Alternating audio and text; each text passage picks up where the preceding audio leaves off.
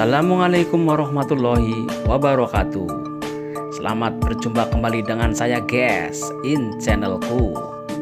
Kali ini in channelku akan bercerita tentang misteri Gunung Slamet. Gunung Slamet merupakan gunung berapi tertinggi kedua di Jawa setelah Gunung Semeru dengan tinggi 3.428 mdpl. Nama Gunung Slamet selama ini memang menunjukkan suatu keagungan, dan itu tidak lain karena adanya asal-usul dan berbagai cerita kuno yang beredar di masyarakat. Selain menampilkan pesona alam yang indah, konon ada mitos dan kisah misteri Gunung Slamet yang dipercaya oleh masyarakat sekitar maupun pendaki yang pernah mendaki di gunung tertinggi di Jawa Tengah ini guys.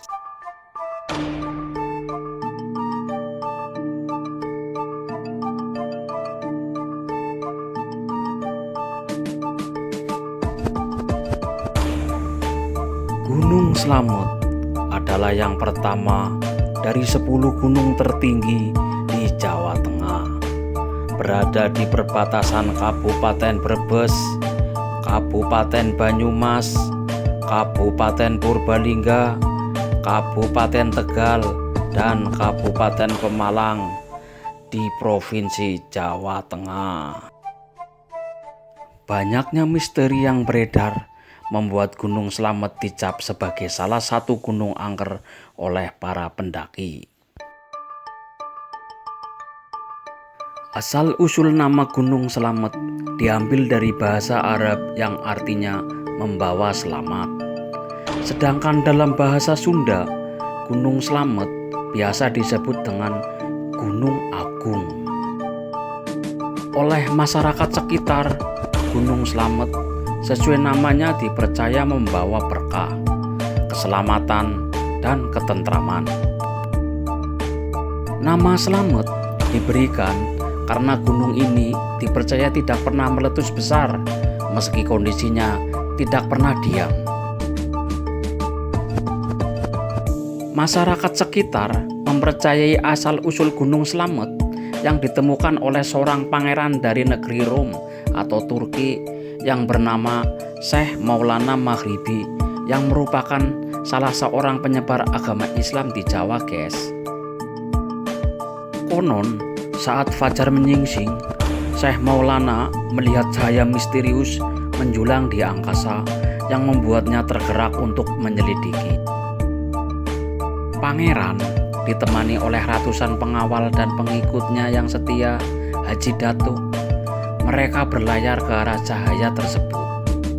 Setelah sampai di Gresik, Jawa Timur, cahaya itu tiba-tiba muncul di sebelah barat. Lalu mereka pun berlayar ke arah barat dan tiba di pantai Pemalang, Jawa Tengah.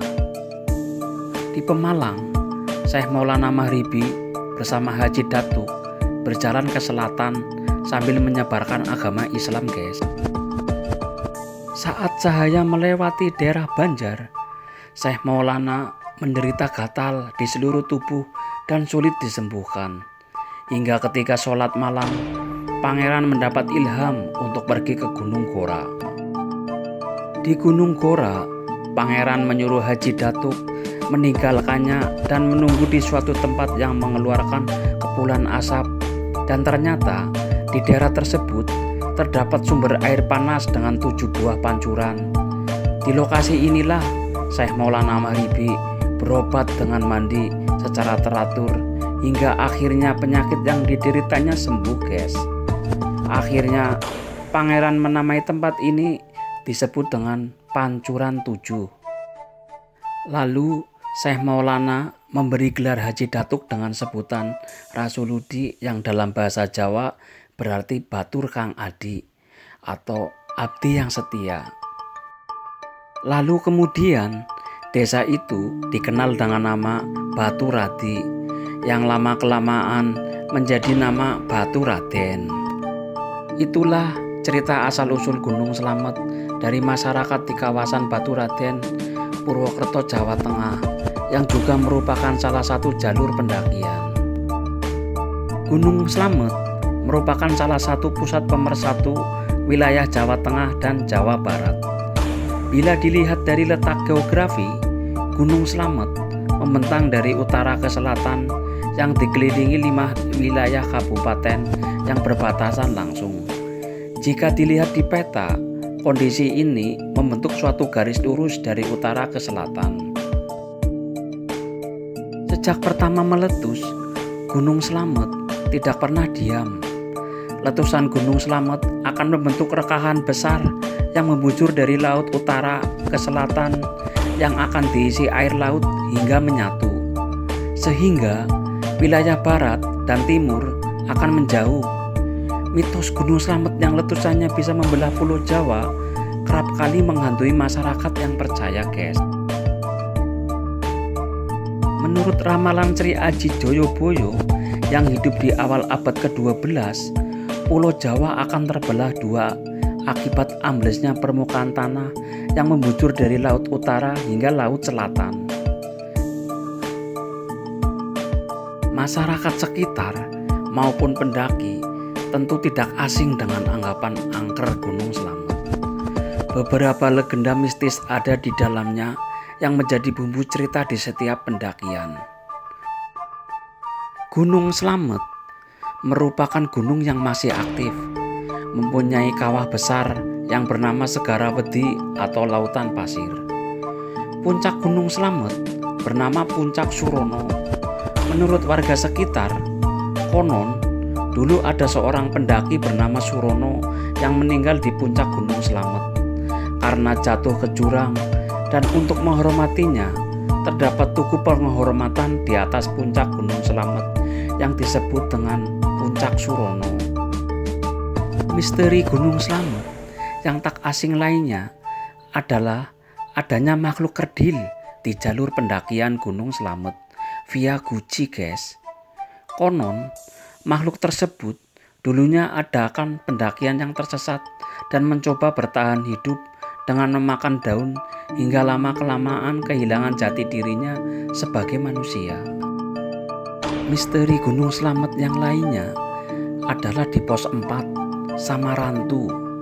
Samarantu berasal dari kata samar dan hantu yang cukup terkenal di jalur Bambangan, guys. Konon banyak makhluk gaib yang akan mengganggu pendaki jika bermalam di pos itu. Pos itu dinamakan Samarantu karena adanya hantu yang samar-samar yang akan menyerupai manusia ketika mengganggu para pendaki.